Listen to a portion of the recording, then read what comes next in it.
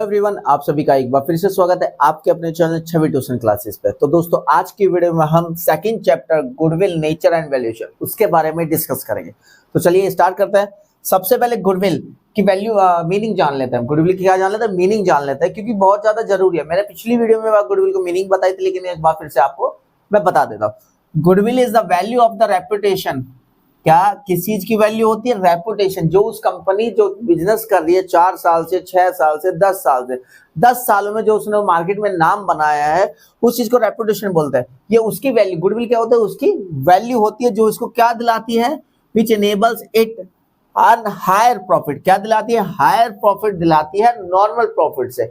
यानी कि जो ऐसी और भी फर्म्स है मार्केट में उसके जैसी, उनसे ज्यादा प्रॉफिट दिलाते हैं। उनसे क्या नॉर्मल प्रॉफिट क्या होगा? जो सबको होता है इस ट्रेड में, सबको जो प्रॉफिट होता है वो नॉर्मल प्रॉफिट हो गया।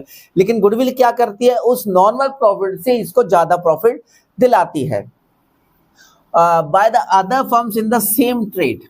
यानी कि इसी सेम ट्रेड में जो और फर्म है उन सब से ये ज्यादा प्रॉफिट कमा रही है। तो वो किसके कारण होता है? उसकी गुडविल के कारण, जो उसने मार्केट में नाम बनाया है उतने दिनों में। जैसे कि एक एग्जांपल मैं कोक और पेप्सी का ले लेता हूं। जैसे कि मान लेते हैं कोक, दो कंपनी कोक और पेप्सी सेम काम करती है, दोनों सब ड्रिंक बनाती है। तो यहाँ पे मान कोक की क्या है? प्रॉफिट ज्यादा कमाती है, और पेप्सी क्या करती है? थोड़ा सा प्रॉफिट कम कमाते हैं। तो जो कोक प्रॉफिट ज्यादा, पेप्सी से जो ज्यादा प्रॉफिट कमा रही है, वो किस कारण कमा रही है? अपने गुडविल के कारण, जो उसने मार्केट में नाम कमाया उसके कारण कमा रही है। तो उस नाम को ही क्या बोला जाता है? गुडविल बोला जाता है। इसके बाद फीचर्स ऑफ गुडविल। गुडविल के फीचर्स क्या होते हैं? सबसे पहले फीचर तो ये, it is a intangible asset. क्या होती है? Intangible asset. इंटेंजिबल एसेट वो एसेट्स होती है जिसको ना तो हम देख सकते हैं ना ही छू सकते हैं। तो गुडविल को खाली महसूस किया जा सकता है, जो देखा या छुआ नहीं जा सकता। इसलिए गुडविल क्या हो? एक इंटेंजिबल एसेट्स होती है। It is a valuable asset. ये एक ऐसी एसेट है जिसकी हम वैल्यू लगा सकते हैं। वैल्यूएबल एसेट्स कौन सी होती है? जिसकी हम एक वैल्यू लगा सकते हो कि हाँ भाई हमारी गुडविल इतने रुपए की है, इनकी उसकी वैल्यू हम काउंट लगा सकते हो। It is a helping in earning access profit. ये किस लिए हेल्प करती है? हमारी अर्निंग एक्सेस प्रॉफिट, ज्यादा प्रॉफिट। ये तो मैंने मीनिंग में बता दिया। तो गुडविल हमें किस चीज में फायदा करती है? प्रॉफिट, ज्यादा प्रॉफिट कमाने में। चौथा, it is valuable only when entire business sold. इसकी वैल्यू जब ही लगाई जाती है जब पूरा का पूरा बिजनेस सोल्ड कर दिया जाता है। इसकी वैल्यू कब लगाई जाती है? जब पूरा का पूरा बिजनेस सोल्ड किया जाता है। It is a difficult to place an exact value of goodwill. ये डिफिकल्ट होता है कि गुडविल की एग्जैक्ट वैल्यू लगाना, क्योंकि गुडविल जो वैल्यू होती है वो क्या फ्लक्चुएटिंग होती रहती है। तो इसलिए इसकी एग्जैक्ट वैल्यू लगाना बहुत ज्यादा मुश्किल है। गुडविल दो टाइप्स की होती है। पहली होती है परचेज गुडविल, दूसरी होती है सेल्फ जनरेटेड गुडविल। तो पहले परचेज गुडविल के बारे में जान लेते हैं। परचेज गुडविल, नाम से ही पता चला, परचेज माने खरीदी, यानी कि खरीदी हुई goodwill. Purchase goodwill means goodwill for which consideration has been paid. Purchase goodwill कौन सी होती है? जिसके लिए हमने पैसा पे किया, कंसिडरेशन हमने पे किया, या पैसा या कुछ और चीज देकर हमने उस चीज को खरीदा। It is separately recorded in the books. इसको अलग से बुक्स में दिखाया जाता है गुडविल के नाम से। इसको बुक्स में अलग से गुडविल के नाम से दिखाया जाता है, क्योंकि इसके लिए हमने पैसा पे किया है। यानी कि दूसरे बंदे को हमने पैसा दिया, 2 लाख रुपए हमने दिए उसे, गुडविल के नाम तौर पर दिए, तो गुडविल के नाम से ही इसे अपनी बुक्स में दिखाएंगे। एक एग्जांपल ले लेते हैं। जैसे कि ए का एक बिजनेस है जिसकी वैल्यू 10 लाख रुपए। कितनी है? 10 लाख रुपए। बी उसे खरीदना चाहता है, तो ए ने जो अपना बिजनेस बी को बेचा है वो 11 लाख रुपए में बेचा। कितने में बेचा? 11 लाख रुपए में। यानी कि जितनी उसकी वैल्यू थी बिजनेस की, उससे 1 लाख रुपए ज्यादा में बेचा। तो वो 1 लाख रुपए किसके होंगे? गुडविल के। हाँ जी, 1 लाख रुपए किसके होंगे? गुडविल के। जो क्या होता है, उसकी जो नेट एसेट्स होती है, यानी कि एसेट्स माइनस लायबिलिटी, उससे ज्यादा जो अमाउंट पे किया जाता है वो किसका होता है? गुडविल का अमाउंट होता है। किसका होता है? गुडविल का अमाउंट होता है। अब गुडविल, परचेज गुडविल के कैरेक्टरिस्टिक्स जान लेते हैं। सबसे पहले, it is arise on a purchase of a business और ब्रांड। ये कब अराइज होती है? जब कोई बिजनेस खरीदा जाता है या उसका कोई ब्रांड खरीदा जाता है, जब जाके परचेज गुडविल अराइज होती है। It is recorded in the books. इसको हम बुक्स में रिकॉर्ड करते हैं।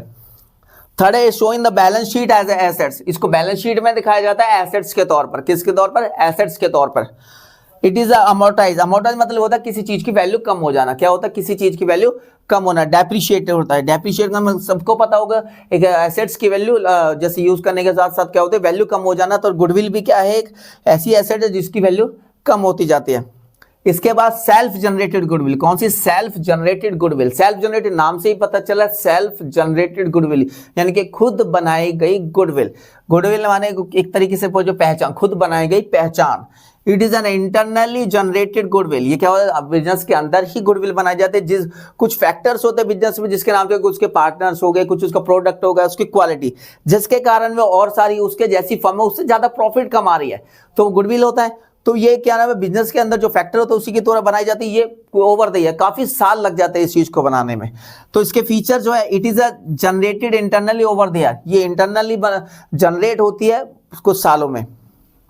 Value depend on the subjective judgement of the value, यानी कि जो उसकी वैल्यू डिपेंड किस पे करती है, जो इन्होंने फॉर्मूला बनाया होगा, कुछ मेथड होते हैं गुडविल निकालने के, तो कौन से तौर पर वो उसकी सब्जेक्ट वैल्यू लगाई जा रही है सब्जेक्टिव तौर पर, तो उसकी वैल्यू उस तरीके से यहाँ पे लगाई जाएगी। It is not recorded in the, इसको बुक्स में रिकॉर्ड नहीं किया जाता है, इसको बुक्स में रिकॉर्ड नहीं किया जा सकता।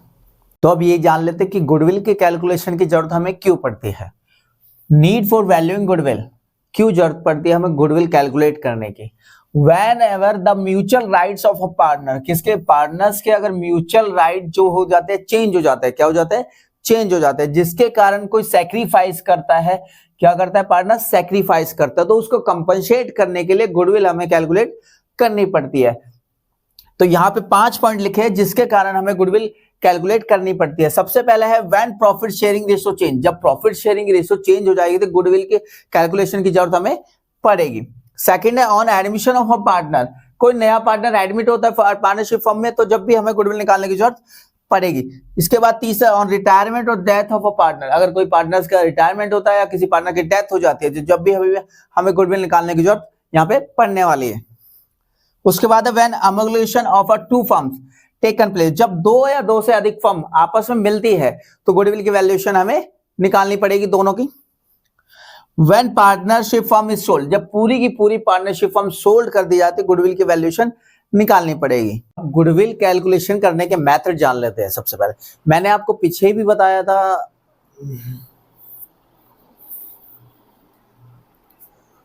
अब गुडविल कैलकुलेट करने के मेथड के बारे में जान लेते हैं। मैंने अभी आपको थोड़ी देर पहले बताया था गुडविल को कैलकुलेट करना बहुत ही डिफिकल्ट है। क्या है, बहुत ही डिफिकल्ट है, क्योंकि ये क्या है, एक इंटेंजिबल एसेट्स है। क्या एसेट्स है, इंटेंजिबल एसेट्स है।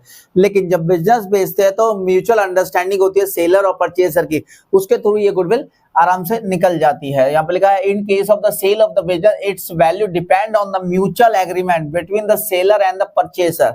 इसकी वैल्यू कैसे निकलती है, जैसे कल मैंने आपको समझाई, एक ए है, उसके बिजनेस की वैल्यू 10 लाख रुपए है, बी है जो इसको खरीदना चाहता है। इन दोनों की म्यूचुअल अंडरस्टैंडिंग हुई कि ये जो बी है वो इसको कितने में खरीदेगा, 11 लाख रुपए में। तो 1 लाख रुपए किस चीज के आ गए, वो गुडविल के आ गए। 1 लाख रुपए किसके आ गए, गुडविल के आ गए। और इसके अलावा गुडविल निकालने के लिए 3 फॉर्मूले, एक एवरेज प्रॉफिट मेथड है, एक सुपर प्रॉफिट मेथड है, कैपिटलाइजेशन मेथड है, कैपिटलाइजेशन मेथड है। एवरेज प्रॉफिट, सुपर प्रॉफिट है, कैपिटलाइजेशन मेथड। अभी एक एक करके सभी फॉर्मूले को क्लियर करते हैं, एक एक एग्जाम्पल। अब एक एक करके इसके मेथड के बारे में जान लेते हैं। सबसे पहला मेथड है एवरेज प्रॉफिट मेथड। सबसे पहले कौन सा मेथड आता है, एवरेज प्रॉफिट मेथड। इसका जो फॉर्मूला है एवरेज प्रॉफिट मेथड का, वो है average profit into number of year purchase. Average profit into number of year purchase. Number of year purchase क्या होता है वो मैं आपको बता देता हूँ। Number of years purchase means for how many years the firm will earn the same amount in the future. यानी कि फर्म ने लास्ट ईयर में उसने प्रॉफिट कमाया 2 लाख रुपए, तो मान के चलते कि आने वाले 2 साल, 3 साल, 4 साल के लिए वो प्रॉफिट 2 लाख रुपए होगा ही। तो उस चीज को क्या बोलते हैं, नंबर ऑफ ईयर परचेज। अगर मान के चलते कि 2 साल तक 2 लाख रुपए प्रॉफिट होगा तो नंबर ऑफ परचेज कितना हो जाएगा, 2। अगर बोलते 3 साल तक 2 लाख रुपए प्रॉफिट होगा तो वो नंबर ऑफ ईयर परचेज क्या हो जाएगा, 3 साल हो जाएगा। उसके बाद एवरेज प्रॉफिट निकालने का फॉर्मूला टोटल प्रॉफिट इनटू में divide by number of year. Total profit divide by number of years, यानी कि 4 अगर मान लेते हैं हमें प्रॉफिट दिया हुआ है 4 सालों का, मान लेते हैं पहले साल 10,000 रुपए दिया हुआ है, दूसरे साल दिया है 20,000 रुपए, तीसरे साल 30,000 रुपए दिया हुआ है और चौथे साल दिया हुआ 50,000 रुपए। तो इनका हमें एवरेज प्रॉफिट निकालना है। एवरेज प्रॉफिट कैसे निकलेगा इन सबका, इन सबको प्लस कर लेंगे। 10,000, 20,000, 30,000 प्लस 50,000 डिवाइड बाय 4।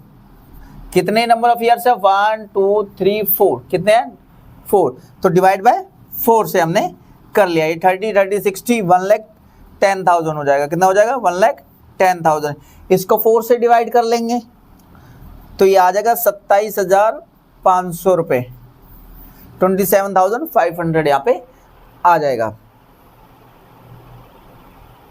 इसके बाद गुडविल, ये एवरेज प्रॉफिट हमारा निकल गया। अब नंबर ऑफ पेपर, अगर क्वेश्चन में गिवन है कि 2 साल है, अगर क्वेश्चन में गिवन है 3 साल है, तो मान लेते हैं 2 साल, तो गुडविल कैसे निकलेगी?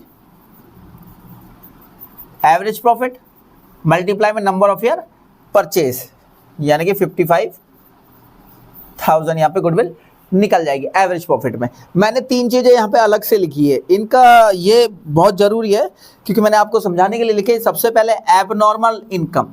एबनॉर्मल का मतलब होता है जो अचानक से होगी, हमें उसका पता नहीं था। एबनॉर्मल इनकम यानी कि हर साल नहीं होगी, इसी साल होगी किसी कारण। तो एबनॉर्मल इनकम को क्या करते हैं, प्रॉफिट से हम घटा देते हैं। क्या कर देते हैं? घटा देते हैं, क्योंकि आने वाले साल में प्रॉफिट में एबनॉर्मल इनकम नहीं हो पाएगी, वो इसी साल होगी।